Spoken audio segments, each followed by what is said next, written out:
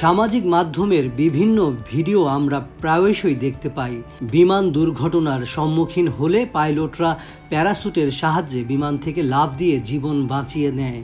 কিন্তু আকাশপথে জীবন বাঁচানোর এই অত্যাবশ্যকীয় উপকরণ বিমানের যাত্রীদের সরবরাহ করা হয় না। এর পেছনে বেশ কিছু সুনির্দিষ্ট কারণ রয়েছে।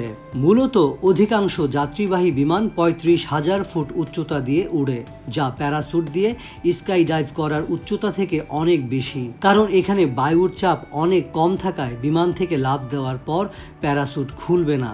এছাড়া এত উঁচু দিয়ে উড়ে যাওয়ার সময় যাত্রীরা যদি প্যারাসুট নিয়ে লাফ দেন, তাহলে প্যারাসুটের সুবিধা পেলেও কম বায়ুচাপ ও স্বল্প অক্সিজেনের কারণে প্রায় সঙ্গে সঙ্গেই তারা মারা যেতে পারে। অন্যদিকে একটি প্যারাসুট ওজনে কমপক্ষে ২২ থেকে ৩০ কেজি। এক্ষেত্রে বিমানের যাত্রীর আসন সংখ্যা ১০০ হলে প্যারাসুট সহ তাদের গড় ওজন হবে ৭৫ কেজিরও বেশি।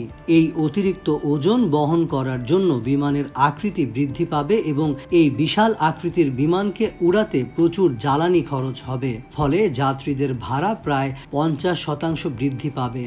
একটি প্যারাসুটের দাম সর্বনিম্ন ৪০,০০০ টাকা। ১০০ যাত্রীর জন্য প্যারাসুটের ব্যবস্থা করতে বিমান কোম্পানিটিকে প্রচুর টাকা খরচ করতে হবে।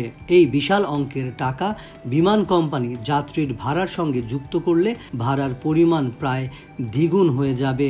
এছাড়াও ভালোভাবে প্যারাসুট ব্যবহার করা শিখতে যাত্রীদের প্রত্যেককে একজন ইনস্ট্রাক্টরের কাছে প্রশিক্ষণ নিতে হবে, যা অনেক ব্যয়বহুল এবং সময় সাপেক্ষ।